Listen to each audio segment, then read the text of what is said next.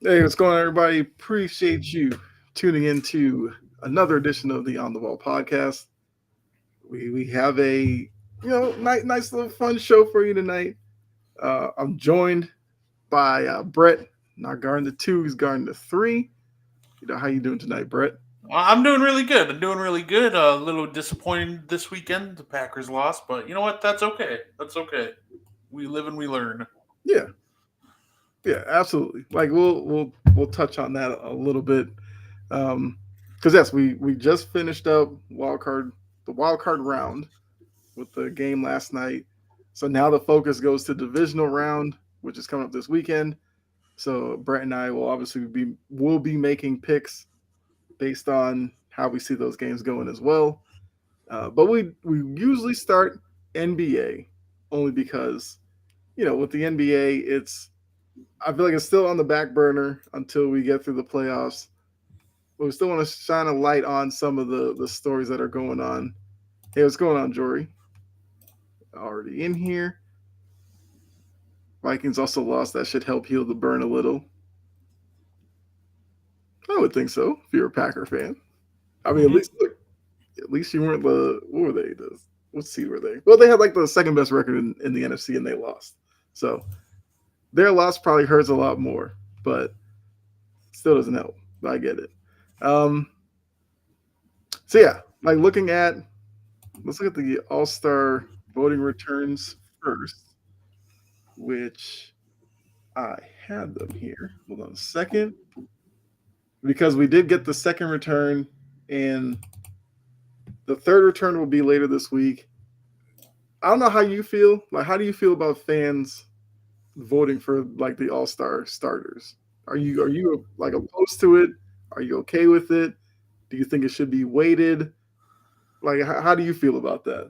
I think it has to be weighted, and the reason I say that is, if you remember correctly, the reason it started to become weighted was because the Warriors fans tried to vote Zaza Pachulia into the All Star game back in like 2016.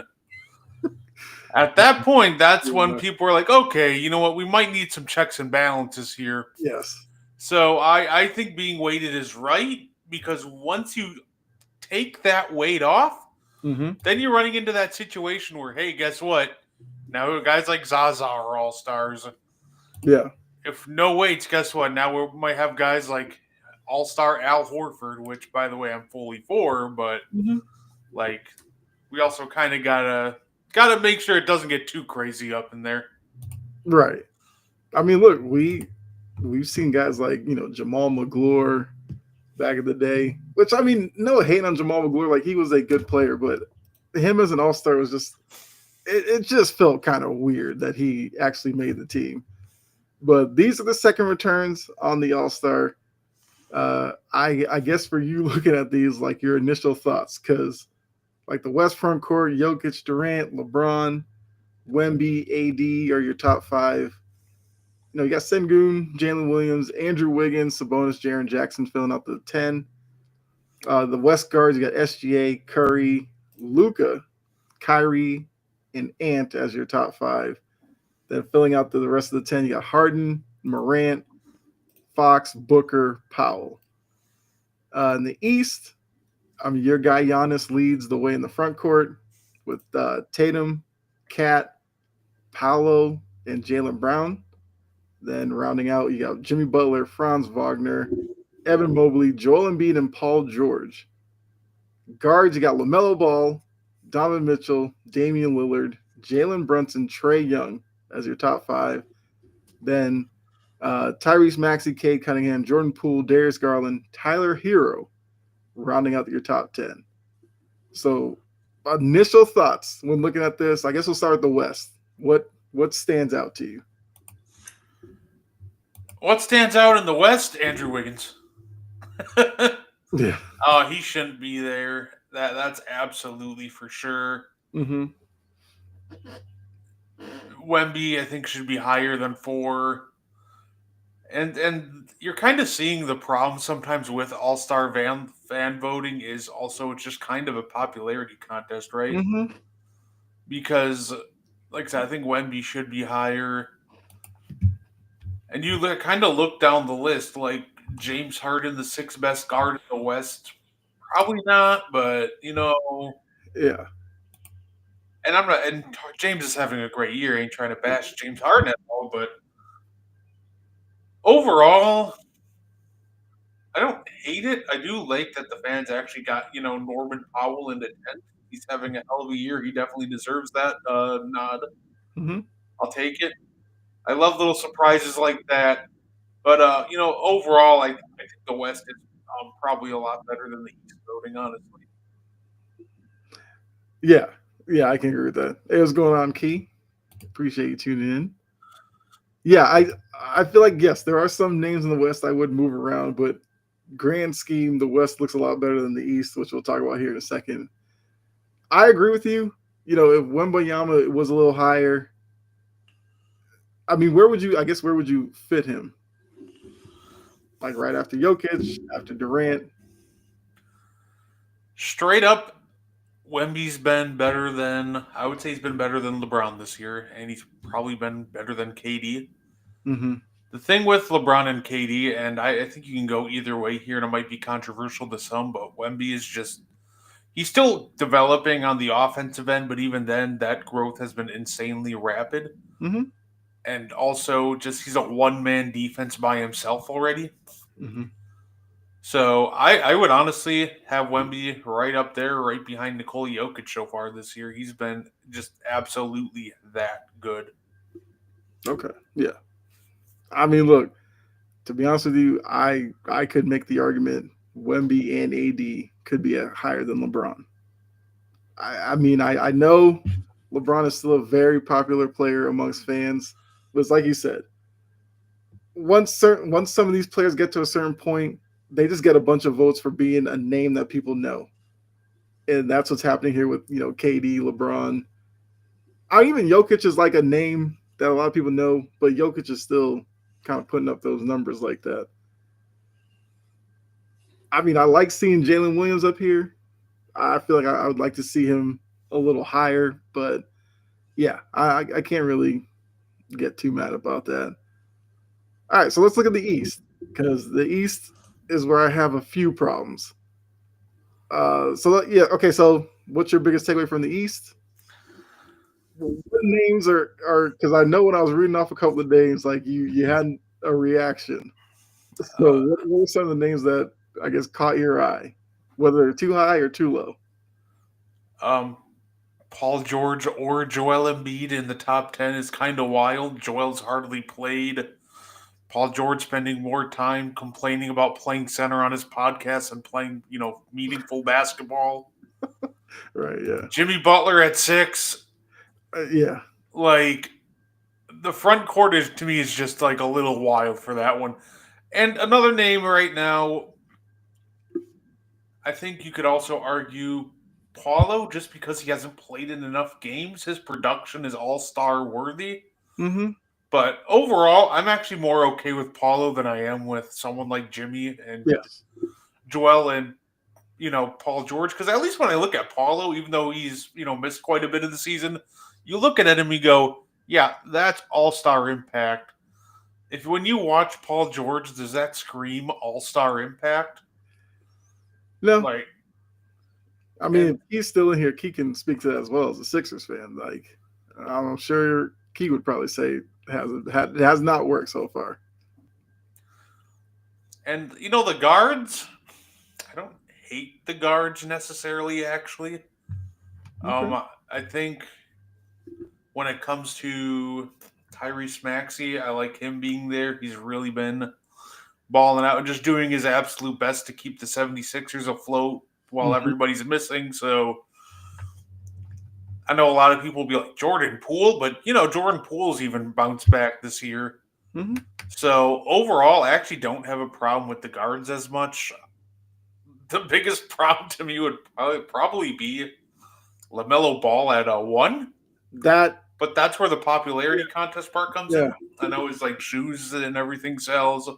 The name Ball's popular right now because Leangelo has Tweaker out right now or whatever the song's called. So overall, though, I actually don't have a problem with the guards. Just it's mainly with the forwards, and I'm like, what are we doing here? Mm-hmm. Yeah, I agree. I don't like. I get Lamelo, the social media following and everything like that, but I wouldn't put him up there. And I feel like Cade Cunningham. I'm gonna need the Pistons fans to step up. Like, let's get Cade a little higher. I mean, not to be a starter, because I do think, at least I hope, that the coaches would put Cade into the All Star game. But yeah, I feel like he should be a little higher on this list. I know, yeah, Jory's talking about Maxi needs to be over Trey. Um, Mitchell needs to be one. Kate should be higher than Trey. I would agree with that. I will defend Trey Young here actually because he has shown a lot of growth this year. Yes. And what I mean by that is obviously the offense can still be hit or miss. Like Mm-hmm. sometimes he still takes bad shots, but he's actually been like very actively like hunting smarter shots this year. And of course, the other thing to me this year, and this is the biggest difference, and this is going to sound weird for me saying it, right? He's been a bad defender this year, which is very good for him because when we were Was talking Trey usually Young, horrible. we're talking literally in the argument for worst defender of all time. Him like upgrading to even just a bad defender is very huge. And the Hawks, they were a 6 seed in the East. And this is maybe where you can make an argument that Jalen Johnson should be getting love because it was until his injury then they started kind of dropping. Mm-hmm. But I will give Trey Young credit; he's been much improved this year. Yeah, I mean, look, I have my like bias against Trey. I would say in terms of like playmaking, he has been better, and I agree the shot selection isn't as atrocious as it used to be. I'd still put Cade higher because the turnaround in Detroit, like you can basically finger point that to like Cade Cunningham staying healthy and kind of in just his ability on the court. But you know, I think it'd be interesting with the two of them in that position. Would the coaches take both? Would they take maybe just one of them? Because if you figure like Brunson's in along with Dame and all those guys, it's like how many other of these smaller guards do you take? I mean, I don't know because it's gonna be interesting if it comes down to like Trey, Maxi, Cade, maybe even a Darius Garland with Cleveland and their record and everything. They're not gonna take all of those guards. Like, where do they kind of cut it off? If anything, the biggest thing that annoys me about the Eastern Conference front court, I think too, on the Eastern side is why is Evan Mobley down so low? Right. Yeah, because That you that you kind of figure with Cleveland's record, like they'd be represented a little bit better. But apparently, all Cleveland fans are just stuffing the ballot box for Donovan Mitchell. Yeah, no, I it's smart. It really is smart. I get that. Like, definitely, D Mitch is an absolute worthwhile guy to be stuffing the ballot box for. But I think another one of the biggest things that's happened this year for Cleveland is just the continued development of Mm-hmm. Evan Mobley. He continues to stretch out his range every Yep. year and become more consistent.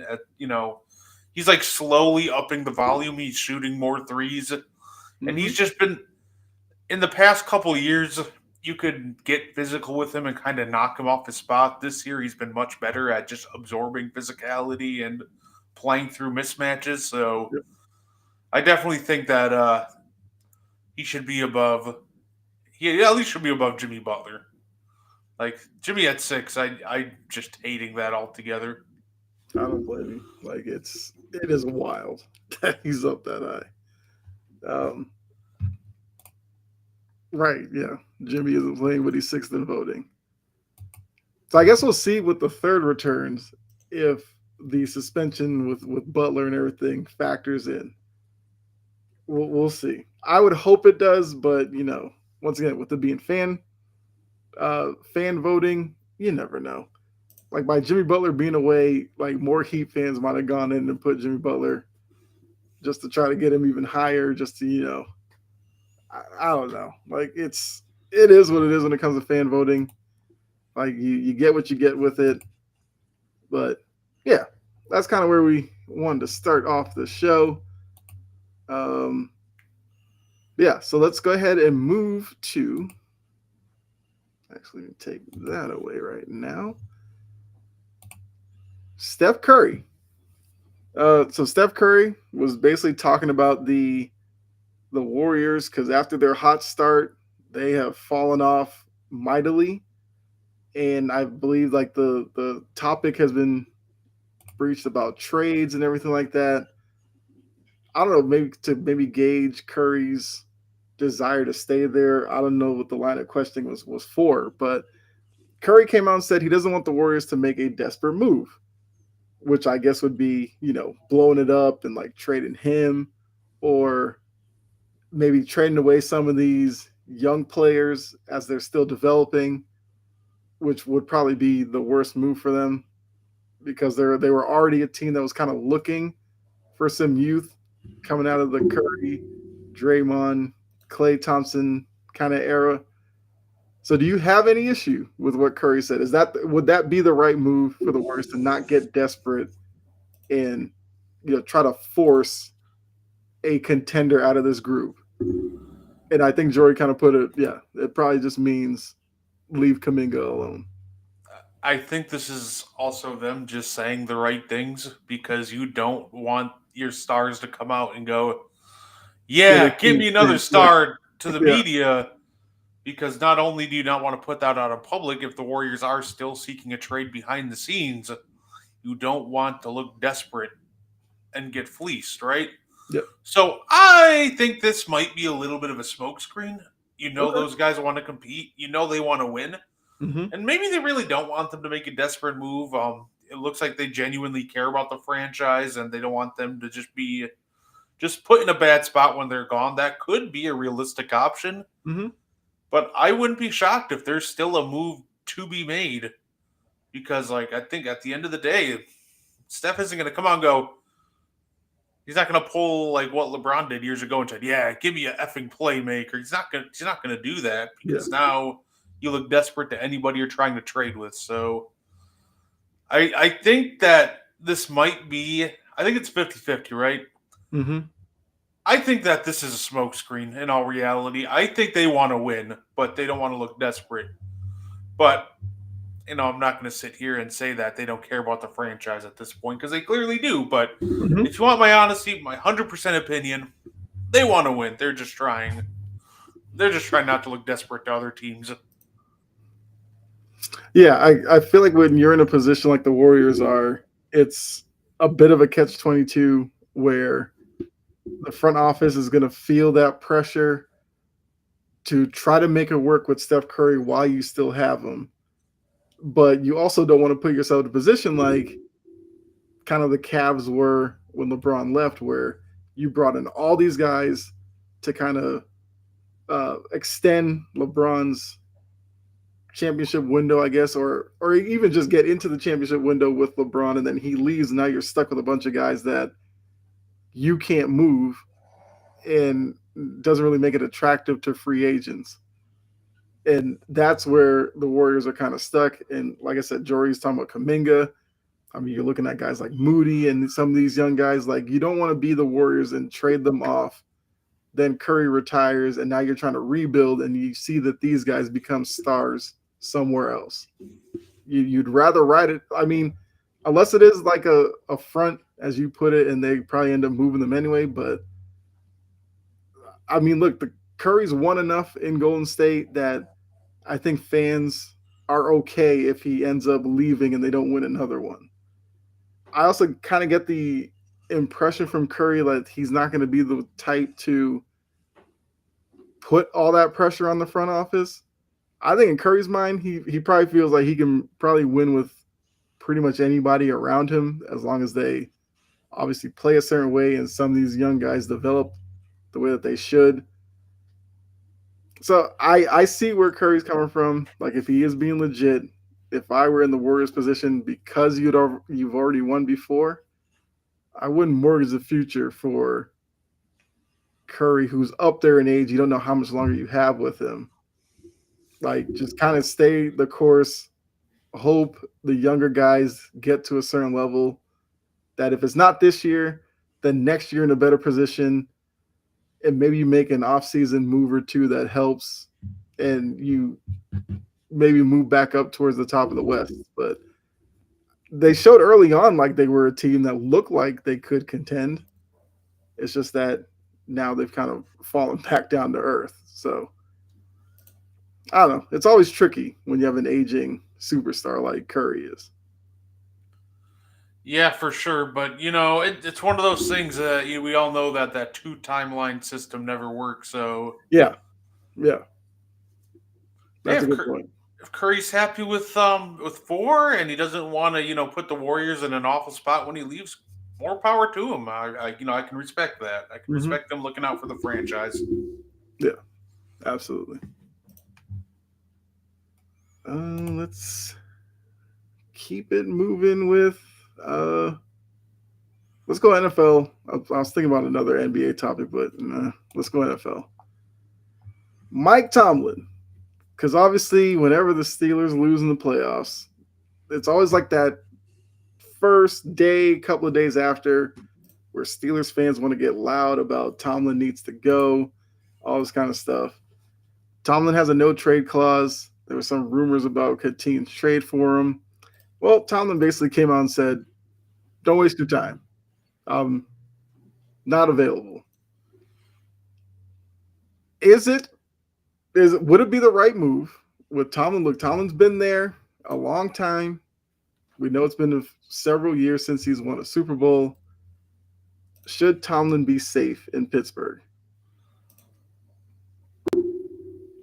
So it's weird, right? Mm-hmm. Because I feel like we're talking. If we talk about Mike Tomlin, you he's such a good coach, and I know Mm-hmm. people have this championship or bust mentality, but the reality is, no matter what you give to Mike Tomlin, he's gonna compete. He's like the ultimate floor raiser in that regard. Mm-hmm. But on the other hand, like it's weird because now the Steelers are in this awkward position where they're good enough to make the playoffs, but not good enough to compete. And the problem is they don't have a franchise quarterback. Mm-hmm. I'm never going to suggest trade Tomlin or get rid of Tomlin because you're not going to find another coach that's like him or better than him. Yep. So I think at the end of the day, that was Arthur Smith. That's one thing Mike Tomlin didn't do well is he did not pick a good OC. I think at the end it would be best if Pittsburgh just bottomed out, got themselves a franchise guy, or just traded up a lot of picks to get that franchise guy. But at the end of the day, Pittsburgh wouldn't really. I wouldn't release Tomlin if you think you've reached the end of the rope, like kind of an Andy Reid and Philly situation. You could trade Tomlin, but as of right now, I think it's the right call to keep Tomlin and let it run. Yeah. Yeah. I kind of have to agree with that. Yes, the championship hasn't been there in a while, but Tomlin clearly shows that he can get your team into the playoffs. And look, with the NFL, basically with any sport, like if you get to the dance, you have a chance. Now, the problem was the quarterback play wasn't good enough. Russ struggled mightily, at least in the first half. Russ had a better second half, but you could also look at, as Anthony pointed out, the OC and Arthur Smith maybe taking too long to modify the game plan to fully attack Baltimore's defense. So Anthony says he would trade Pickens. Would you? Yeah, I would probably trade Pickens at this point. He's not the guy. I'm not opposed to that at all. I think at the end of the day, your number one goal, you just have to go out and find your franchise quarterback. Mm-hmm. But if there's a good offer out there for Pickens, I would absolutely take it. I think Pickens is a good receiver, but the problem is he takes himself out of games. He's Hmm. almost kind of got that diva mentality. He's throwing his hands up if he's not getting the ball enough. And overall, yeah, if there's an offer for Pickens out there, I, I would really look into it. Okay. Yeah, I mean, I don't think he's untradeable for sure. Do what Panthers did, build a young offense. Which, if you're gonna do that, you would hopefully have a young quarterback to go along with it. So I'm assuming for you, Russ is on a 1 year deal. You let Russ walk. Yeah. Oh What do my you do with goodness. Justin Fields? I think you sign. I think you re-sign Justin Fields, maybe like a 2 and 2, 3 year contract. And I think Mhm. what you do, what thing what that does for you is you can maybe see if Justin Fields can develop into that franchise guy. Okay. And at worst, he's a good bridge quarterback while you try to trade for that guy or bottom out a year or trade up in the draft. Mhm. Overall, I think that you let Russ walk for sure. That man is cooked. Yeah. Danger Russ is gone. Call him Sierra's husband. The only danger of him stepping on a football field is to the Steelers offense. Yeah. Okay. So move on from Russ. Resign Fields. I'm assuming you're still taking one in the draft. Oh, for sure. Unless the Fields really, really shows out this year and shows you he can be the guy, yeah, I think the goal is you still take a quarterback in the draft. Okay. Yeah. I mean, I would agree. I am somebody who kind of roots for Russ to do well, but it's hard not watching him, especially in that playoff game where he's dropping back, he's stepping up into the pressure, taking sacks, he's trying to scramble, but he's not fast enough to get away from anybody anymore. I mean, the times that the broadcast showed his feet on some of these throws, like they were like horrendous. It's like he can still make throws because he made some throws in the second half where you're like, okay, that's like vintage Russ. But then for most of the first half, it was like this looks like a guy who's kind of at the end, and like this is it. So I I guess that'd be a follow up question before you kind of I guess go into what I was talking about. Is Russ done as a starting quarterback in this league? For any team with serious actual contending aspirations, absolutely. Yeah. I think he can still be like a bridge quarterback on a bad team that can mentor a young quarterback.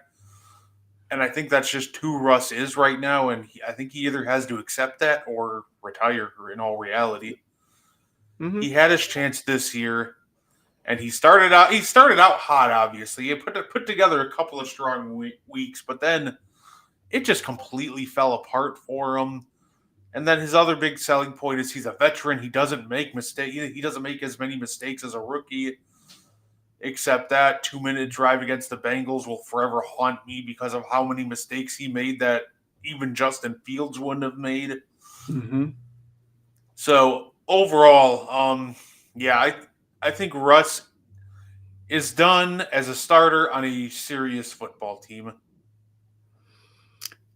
Yeah, I guess I mean I have to kind of agree with that. Like, yeah, I because I'm looking at some of these teams that need quarterbacks, and I'm like, if Russ goes there, are they any better? Like, if he went to Cleveland, would you trust him with Cleveland's weapons to take that team to the playoffs? Probably no. If he had to go to like the Saints wanted to move off Derek Carr, would Russ go in there and would they be any better than they were this past season? Probably not. So yeah, I think he definitely shows like a guy who, if he was holding a clipboard next season, like you'd probably feel good about what he could teach a young quarterback as long as you have the right young quarterback for him to kind of mentor, sure. But yeah, if he's gonna go into this offseason assuming he's gonna be a starter, then yeah, he might want to start filling out that paperwork and kind of call it a career. So Anthony goes, call me crazy. TJ Watt is 31 years old, so you think about trading him for draft capital because he's getting old. No, I think TJ Watt's one of those guys that you don't move on from him unless he asks you to. Normally, the answer is yes if there's a good enough out there for it. But TJ Watt, and I think you can appreciate this. There's some guys in your franchise that are just so impactful and just so like ingrained into the culture of the franchise and are Mm-hmm. just so important that you don't get rid of them unless they really want out. Mm-hmm. Like, for example, the Rams would never trade Aaron Donald even if he was slipping. Mm-hmm. And we can keep going on these Yeah. different franchise like legends, and I think TJ Watt to the Steelers at this point is starting to hit kind of in that franchise legend territory. Mm-hmm. And I think if there's an offer that blows you away, if some team's willing to give you like many firsts for him, then obviously you have to consider it. But I think TJ Watt's at a point with how highly the Steelers are going to value him that you would have to massively overpay to even get them to consider moving on from Watt because of how much he means not Yeah. only to the franchise, just to the city of Pittsburgh. Yeah. Yeah, I can agree with that. I mean, 31 pass rusher with especially him, I guess whatever was wrong with his arm, I guess we'll kind of have to see what happens with that. But yeah, I wouldn't move him. I feel like you use him once again next season. Hope the defense is still as good as it is while you're trying to now bring in a young quarterback or Fields kind of developing on the job and see if you can move a little further than you did this year. Which I mean, it was still a great season for the Steelers because not a lot of people had them, winning as many games as they did and everything like that. But the end obviously wasn't the greatest. And not even just against the Ravens, like their last like 4 weeks of the regular season, like they were a much different team than the weeks prior to that. So it's probably a fitting end to their season. All right, let's go wild card weekend takeaway. So let me pull up the bracket here to kind of give everybody an idea. Here we go. Sound like Dak there. There we go. There we go. Every time in Madden, facing a Cowboys user and you hear that, I'm just like, yeah, they really put that in the game for him. Okay. Shout out to Dak Prescott. But yeah, so running through these scores from Wildcard Weekend, and then we'll kind of talk about that quickly, and then do our picks because they do have the lines on here, which that definitely works. So first game of Wildcard Weekend, we had the Texans beat the Chargers 32-12. I guess we could stop on each game and do a quick kind of assessment. What did you get out of that game? Because I'll be honest, I had the Chargers winning that only because I was not impressed with the Texans much of this year. I thought the Chargers were the better team, but Herbert struggles again. The Texans defense looked great. The Texans offense still doesn't look quite right. So, yeah, what do you make of this game? Um, what do you make of this game? I don't think there's really too much to take away from Mm-hmm. this game other than the Chargers were just terrible, especially Herbert. The Texans gave them ample opportunity to, move the ball and really do some damage. Neither team started out particularly hot, but overall, it came down to who would play safer football, and Herbert didn't do that. He continuously put the ball in harm's way and just continuously made a lot of poor choices, which I'm willing to give him. Obviously, I think, he's still young. He's got a great future, so I'm not going to, write him off. Yeah. But overall, the the big takeaway, the better team won. The Texans took advantage of their opportunities. The Chargers just flat out didn't. Yeah. Yeah. I feel like we'll probably have to save for another show to talk a little bit more about Herbert because I feel like when we have quarterback conversations, Herbert's not a guy you really bring up, whether it's good or bad. and I almost don't even know how I should feel about that because we'll talk Trevor Lawrence, you'll talk, Lamar, you'll talk Josh Allen, you'll talk all these guys, and Herbert's like the forgotten guy.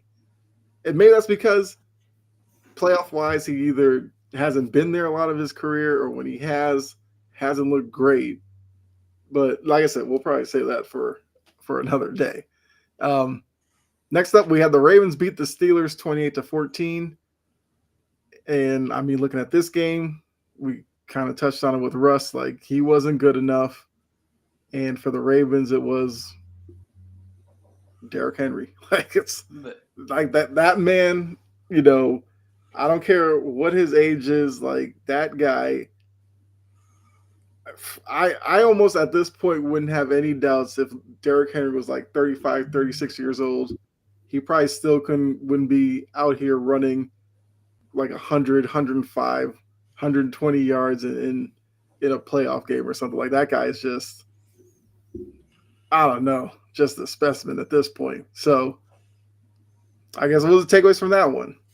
I guess for the Ravens, because we did talk about the Steelers a little bit. The Ravens, The I feel like a Ravens, lot of the conversation after this game was Lamar silencing doubters. Was that anywhere in your mind as you were watching that game that Lamar was silencing doubters? no, I think him silencing the doubters will start this week. Yes. Last week was just them beating up an overmatched opponent. Yeah. Like they had I think it was 299 rush yards. I heard that conversation where they're like, "Oh, Lamar with his arm." It's like that's not the takeaway at all. Like Lamar was great. Don't get me wrong, he was great. He did exactly what he needed to. It was him on the ground with Derrick Henry though that was just the absolute talking point. Should have been the talking point because they Ravens came in, they didn't play with their food. They came in and immediately just punched the Steelers in the mouth, and the Steelers never recovered from it. Yeah. That's a good point. Yeah, it's just like I don't know the Lamar conversations from some people is wild because, like you were saying, if you look at the numbers, Derrick Henry outgained Lamar on the ground compared to Lamar's air passing yards, even rushing yards. A lot of Lamar's rushing yards came off of the RPO. When the Steelers' game plan was, if they're an RPO, beeline for Derrick Henry. Don't let Derrick Henry be the one to get going and get downhill. And that's where a lot of times, Lamar kept it. He was like one on one with like a linebacker trying to fill.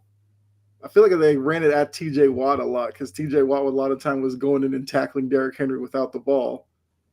And then Lamar was like one on one against the linebacker. He got a few yards, and it's just like everything Lamar did, you could basically look at it and say Derrick Henry impacted it.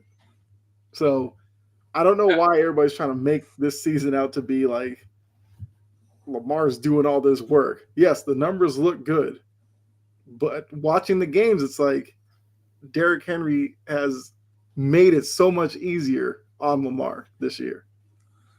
I almost think though, because the counter argument for sure is I think you could also argue that Lamar has also made it easier on Derrick Henry, right? Well, absolutely, yes. His threat in the running game as well. Say, and even Lamar has absolutely looked much better as a passer under Todd Monken, and the threat of the throw and his just ability to make plays happen. Because I noticed that too. It was they kept running it with Lamar. Mm-hmm. But as soon as they finally started dedicating extra guys to Lamar, that's when they were like, "Oh, okay, here's Derrick Henry." Mm-hmm. Because if we remember that big 45-yard touchdown run he had, that was made possible because three guys went with Lamar. Mm-hmm. When Lamar went to the outside, he took three with him, Yeah. and just at that point, that that's a little bit too light of a box against Derrick Henry. There's a big gaping hole went right up it. Yeah. So overall, just the Ravens have built this absolutely two-headed monster in the ground game, and the question will be for this upcoming weekend: how do the Bills slow that down? Yeah. That's fair. All right, let's go to the next one. We got Bills Broncos. I mean, this one was the one kind of blowout. I mean, Texans Chargers, I guess, is a bit of a blowout, but the Texans didn't look all that good, so I don't want to give them all that credit. But the Bills in this one, like they were down 7-0 to the Broncos early. It seemed like a lot of people were like, "Oh, here comes that upset," and then we saw the Bills just like once the Bills got it going, the Broncos had no chance in this one. Not Sh- not to look down on the Broncos season. I thought it was a really good year from them. Bo Nix as a rookie had a really good year, so there's some optimism for next year. But I guess takeaway from this one, I guess from the Bills, like would you think about them? yeah. First off, shout out, Jordan, Mister. I told you the Broncos were going to win after the opening touchdown. Um, I thought we saw a lot of growth from Josh Allen. There are Mm-hmm. so many plays that when it came to Josh Allen years past, he would have just sent it. Mm-hmm. And yeah, that would have been throwing some bad picks. There were some plays where I looked at it like, oh, old Josh Allen would just sent that thing through double coverage or into it. I think once again that was just the Bills playing smart football. That was Josh Allen just being very smart and taking care of the ball. Mm-hmm. And credit to Bo Nix, by the way. Like I know it doesn't look good. You look at that scoring board, 7 points. It doesn't look pretty. But the reality is, he did great. Like we're talking about, he led a field goal drive. They just missed Mm-hmm. the field goal. Cortland Sutton had a couple of bad drops. Mims had a bad drop on third down. He was leading them, and he was making some really nice throws. He was not getting a lot of help. So I'm not going to say he was perfect because obviously he wasn't. But overall, I will do want to give Nix a lot of credit for what he did in that game. He really did try his best, but this was just over just a mismatch. The Bills just played it smart, and eventually they just kind of ran away with it. Yeah. Um, I guess when we look at Bills Ravens here in a little bit, we will kind of touch back on Jory's point. Ravens fans need to understand that this is not the same Bills team from the last time they played because a lot of Ravens fans are looking at this matchup like, hey, we beat them in the regular season, should be no problem. The Bills were missing some guys that are now pivotal to the Bills' success right now. Um, Damien, what's going on? Let's get this one out of the way. Uh, No. is it time Um, to call Sean Payton and Mike Tomlin overrated? as somebody who was hating on Sean Payton earlier, I thought Yeah. Sean Payton actually called a perfectly fine game. There are some games where you look at it and you go, "Oh, nobody was open. The play calling was atrocious." But I thought there were plenty of guys open. Mm-hmm. And when people got open in Denver, I think that they just weren't making plays. I thought Sean Payton took a team that it was like 50 million in the red coming in with that Russ contract, leading them to the playoffs, which nobody thought they were going to be Yeah. even close to a playoff berth. I thought that was super impressive. So I will eat my words and say I was wrong about Sean Payton this year. He was impressive. He was really good for them this year. Exactly what they needed. Yeah. I mean, look, you look at the rookie quarterback class. Bo Nix wasn't thought of as one of the top ones in the group. So yeah, the fact that they were able to use Bo and get to the playoffs, I can't because I'm also another one that doesn't necessarily love Sean Payton like that. But you gotta give him credit for the coaching job he did with this group. And Mike Tomlin, like I'm not going overrated with Mike Tomlin anytime soon. All right, so I mean, we'll see how much you want to talk about this one, Brett. But the Eagles beat the Packers 22-10. I feel like the big thing with this was like one, Packers injuries during the game were crazy. But I guess I mean, I'll let you speak on the Packers too. But looking at the Eagles, were you impressed by their performance? Because I still think I thought the defense fine, but the offense just still doesn't look right to me.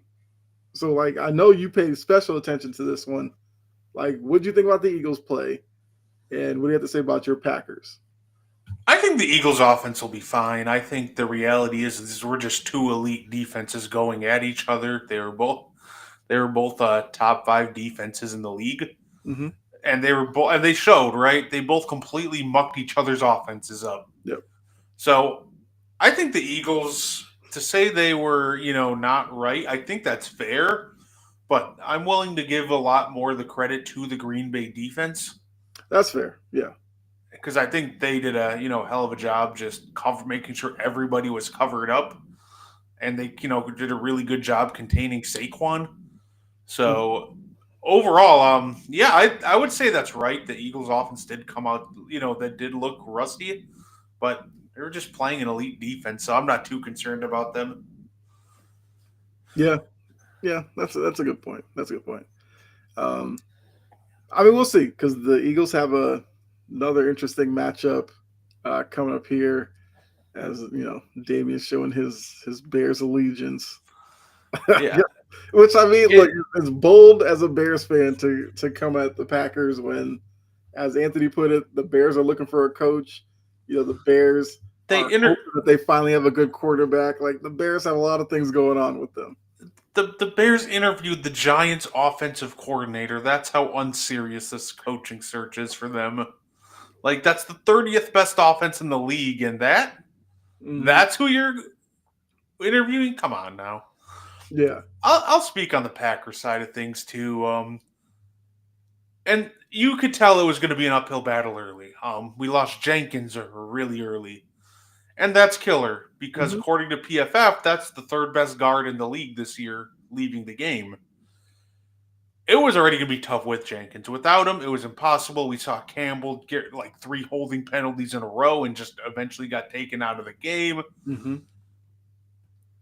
I think that was kind of almost the death blow. It was that Jenkins injury. It just kept allowing pressure up the middle. Love was never able to get comfortable. Hmm. That Eagles defense is just elite, so just everybody was covered up.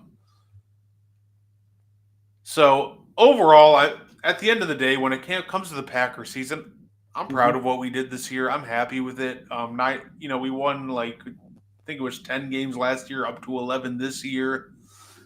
And most years we would be second in the division, but we just a hot happened to be behind a hot Vikings team too, which nobody saw coming. Yeah. And I think next year's the real year for Green Bay because for the first time we have like no dead money from the Aaron Rodgers years. We're gonna have like Yeah. 40 million in cap space to really build around Jordan Love. And I think it's time for us to just stop being the youngest team in the league because that's kind of what killed us, right? We're talking about. I heard this stupid complaint, and I think a lot of Packers fans are idiots too. Don't get me wrong, but I'm hearing it was Packers versus the refs. Like it was Packers versus ourselves. Let's be real. We knew in order to beat the Eagles, we couldn't make mistakes. We fumbled the opening kickoff. You know, Hmm. among and obviously there was a couple of Jordan Love picks. Which, by the way, on the second one with Zach Braun, I think Zach Braun just made a hell of a play.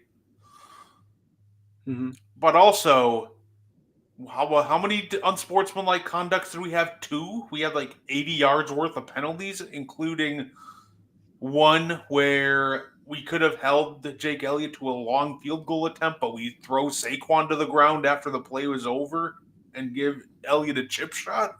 Yeah. So if you're a Packers fan listening to this, I don't want to hear it was Packers versus the refs. It was Packers versus ourselves. We kind of self-destructed, offensively speaking. It was not pretty, but overall, I'm still proud of what we did and how we still just competed, even though things weren't going our way. And next year, I Hmm. think we just got to use that cap space, get more vets out there. That when things aren't going well, they'll be like, "Okay, let's settle this down real quick." So overall, very proud, very happy of our season, and I'm really looking forward to next year. Yeah. Um, Damien put he hopes to God that they don't get Mike McCarthy. Look, I think the Bears coaching vacancy. Look, I don't know where they go because I'm assuming Thomas Brown will probably interview for it. I'm sure Bears fans would probably want somebody else.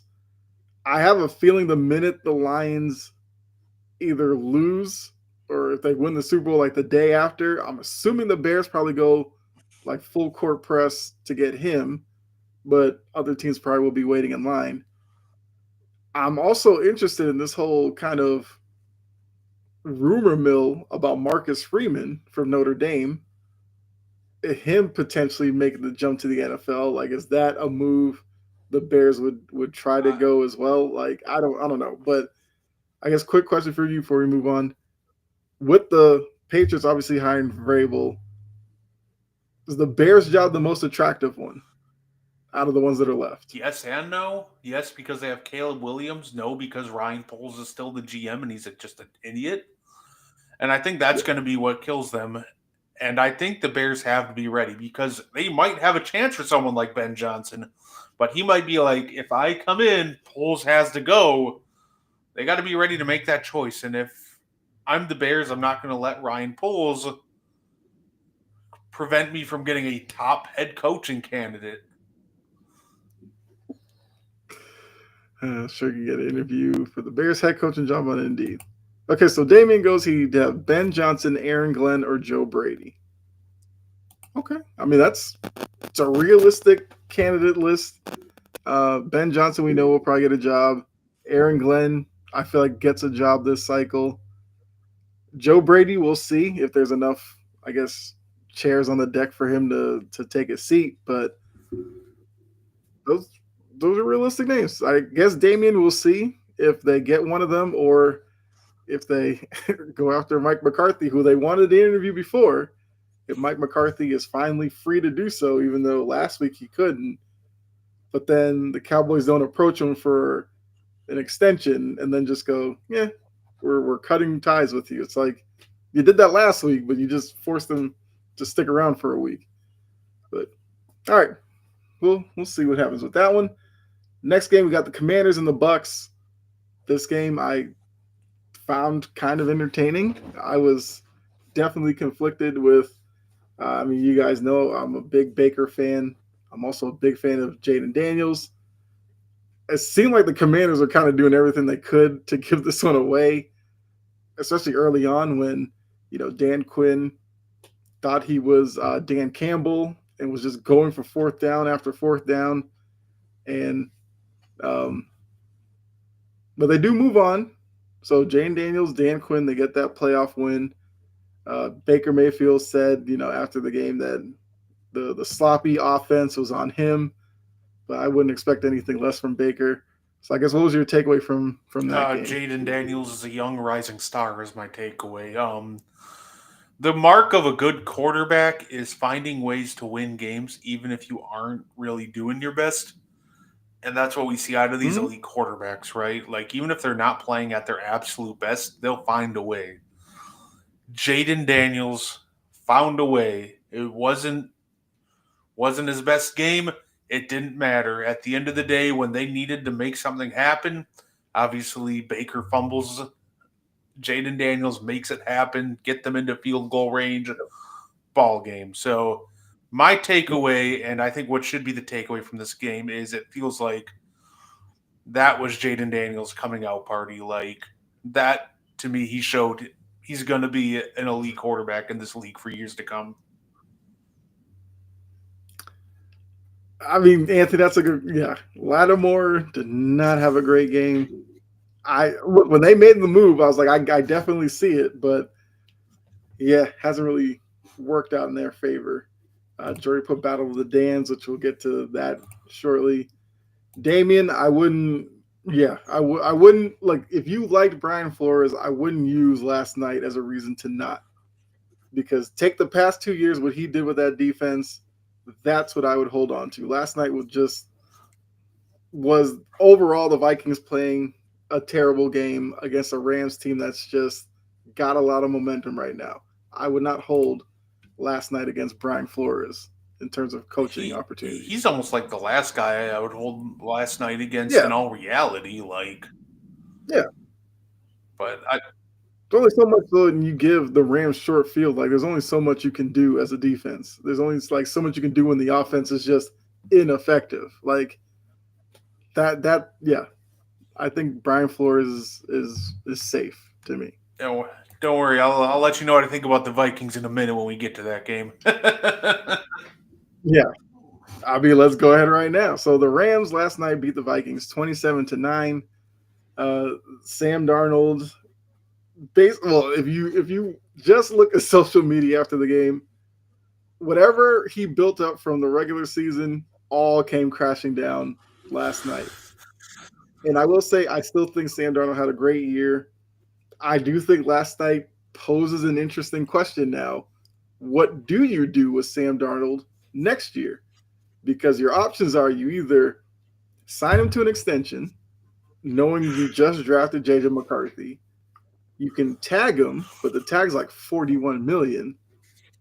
So what do you do? If you're the Vikings, what are you doing with Sam Darnold as you sit Well, here Sam today? Darnold's not a Viking anymore. I think still some team is going to be willing to overpay him. If you were able to bring him back on a short-term deal worth like reasonable money, if I were the Vikings, I would do it Mm-hmm. because obviously JJ McCarthy, he has what like a preseason worth of game reps maybe, and then he like tore his I think it was labrum. Either way, Mm-hmm. this is a kid who's inexperienced, and I wouldn't mind bringing back Sam Darnold if I were the Vikings to kind of be that guy in the quarterback room that can, give him some pointers because at the end of the day, he did do a lot of things well. He did Mm-hmm. do well for them for what, the first 17 games? So I Yeah. wouldn't take that away from him. If I were able to bring him back on a reasonable deal to help mentor JJ McCarthy, I think he's got a lot of things he can offer JJ. But as soon as somebody like starts offering him 20, 30, if they offer him that big deal, no, he's gone. Yeah. The problem Yeah. You don't want to overextend yourself Right. necessarily. And the Yeah. problem with Sam Darnold is the same problem that's always plagued him, and that's what the Rams and Lions did. You get pressure in his face early, you can rattle him. He starts seeing ghosts in his own words. And we saw that a lot.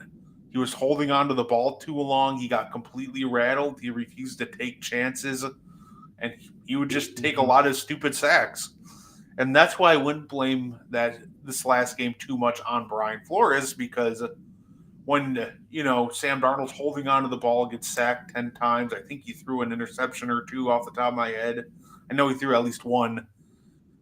Get the interception and the Yes, sack that was the fumble. other one. It's like I knew he had two turnovers. I couldn't remember if it was a pick and a fumble, Yeah. but that's almost why I wouldn't hold too much of this against Brian Flores because while Matthew Stafford did do well against his defense, there's also so much you can do when the offense, like the Vikings were last night, is completely anemic and cannot move the football. Yep. So credit to the Rams. They did exactly what they needed to do, and they came out with the win. They absolutely dominated Minnesota.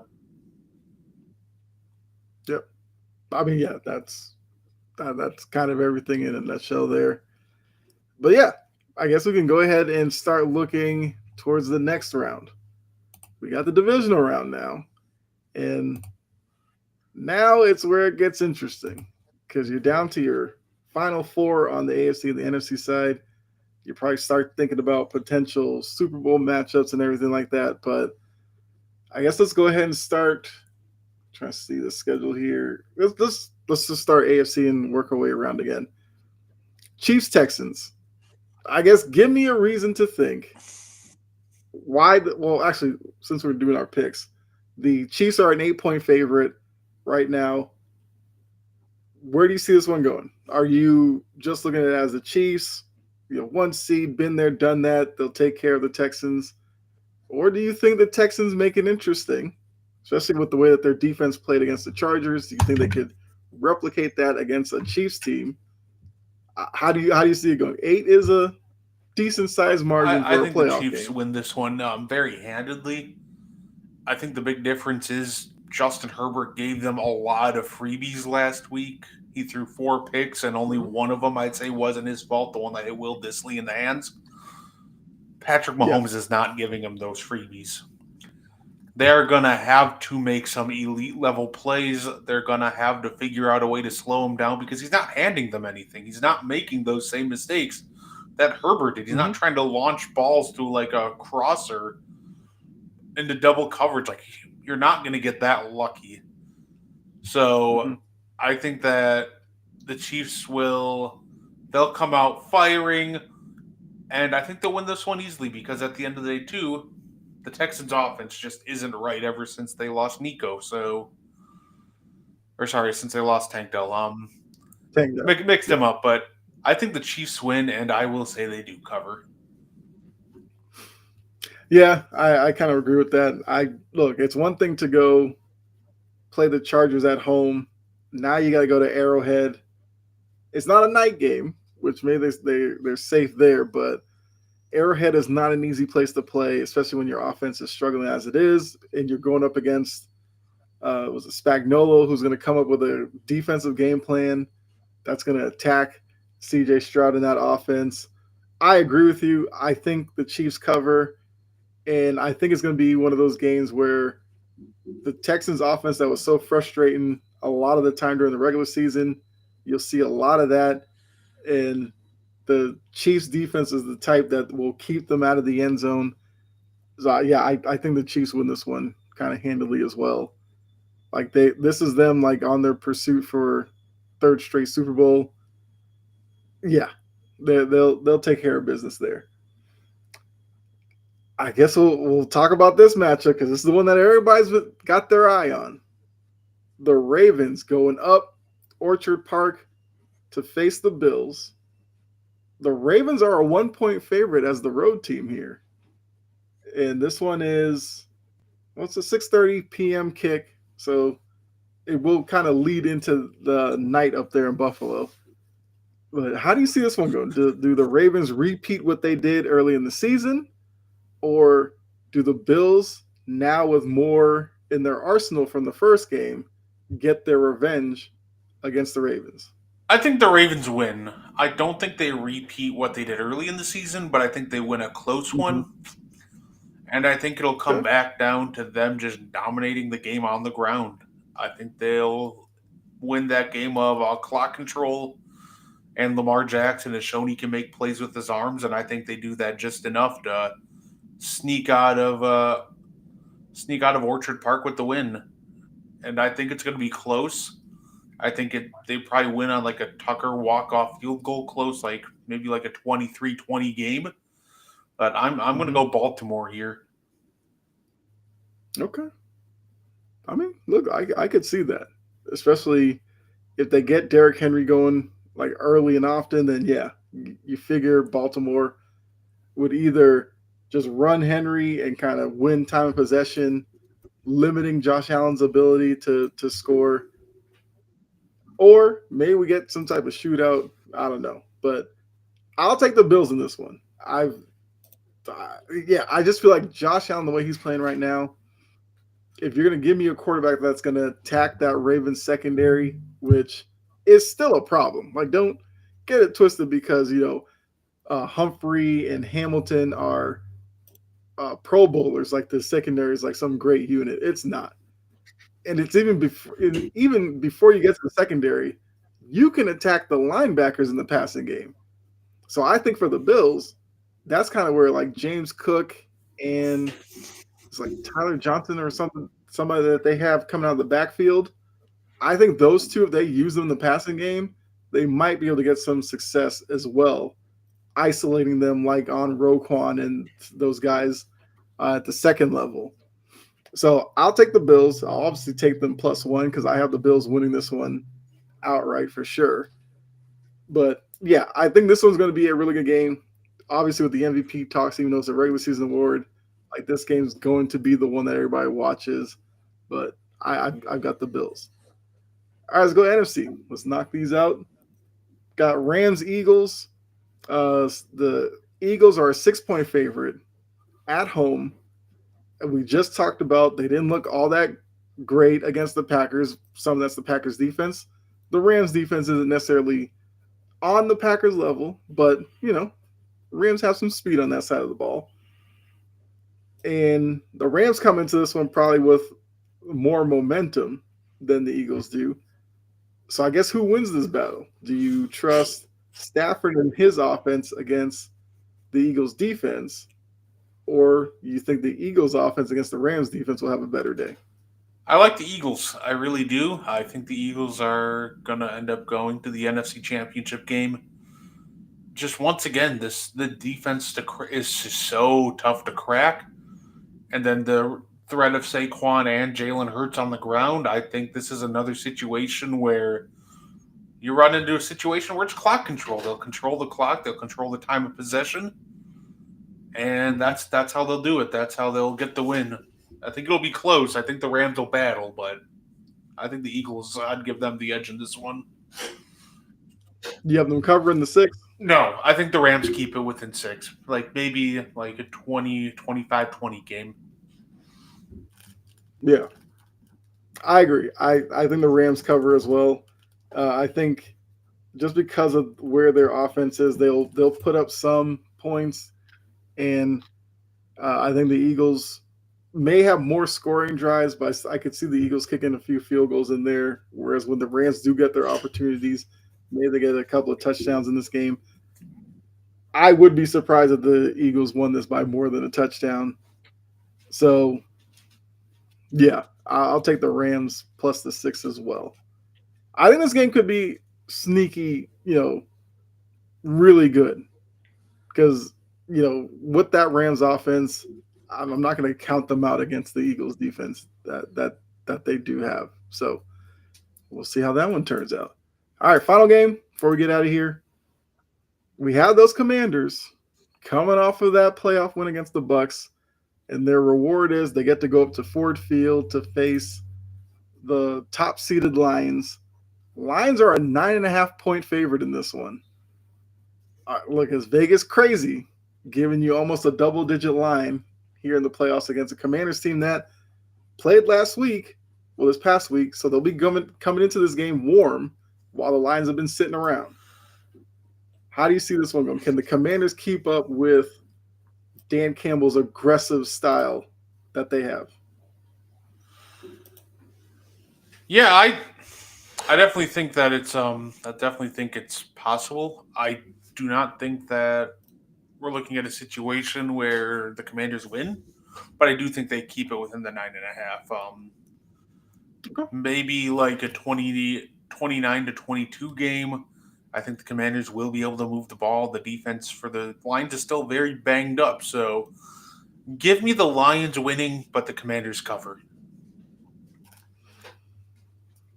Okay. I mean, I think out of the four, this is the one that's probably the toughest because of 9.5 is such a large line. I mean, could it be something where, Lions up 10, Commanders kick a field goal, make it a 7-point deficit, try to get the ball back, they don't, and the Lions just sit on it? Or because the Commanders are such a young team, like if they get overwhelmed early, do we kind of see like a Rams Vikings type of thing where the Lions just take on away with it? I hope the Commanders cover because I like what they have going on.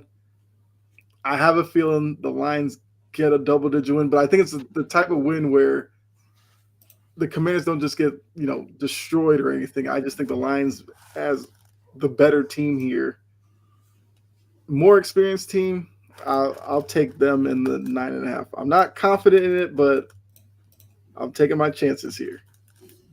All right, so there you go. I guess just to repeat it, you've got Chiefs -8, Ravens -1, Rams +6, Commanders +9.5. I have the Chiefs -8, Bills +1, Rams +6, and Lions -9.5. So both of us are taking two favorites and two underdogs. Those of you watching or watching later on, listening, I will put up on the Integrity Sports Network page our picks, so make sure you go look for that either later today or probably tomorrow. But yeah, that's all I got for you. Like that's all we got. So, Brett, anything you want to plug before we get out of here? Yeah. If you like professional wrestling, you can check out the Meaty Boys podcast. We'll be going live in about 10 minutes or so. Me, Mo, talking all the news, all the latest wrestling news. Yeah, new era in wrestling. Got Netflix involved. Oh, absolutely. I mean, I saw a bit of the first episode. Actually, I think I saw most of it. Like for welcoming to Netflix. I thought it was a great show. So can only feel better about that uh, partnership that they have going on. Didn't they just do like a draft or something? So I'm sure you guys will have that to talk about. So yeah, if you guys love wrestling, make sure you check out Meaty Boys here in a little bit. For me, I mean, I'll be back on Integrity Sports Network sometime later this week, uh, possibly Friday or Saturday with Passion and Precision. I think about Sideline on Thursday. Brett's on there as well, so you'll see us back on the channel for that. And if you want to check out my channel, chomping at the bit for some of my content, feel free to do so as well. But I know you got to run, Brett, to go get ready for Meaty Boys. But appreciate all of you that were in the chat. You had Anthony, you had Jory, you had Damien, you had John, Key, and some others I think that jumped in here. But look, even if you watch this later on, you make it to this point, we'd love for you to leave a comment as well. Let us know who you have facing off in the Super Bowl. That'll be the challenge for you. Leave that in the comments down below. But until next week, for myself and Brett, this has been On the Ball. Enjoy the rest of your night.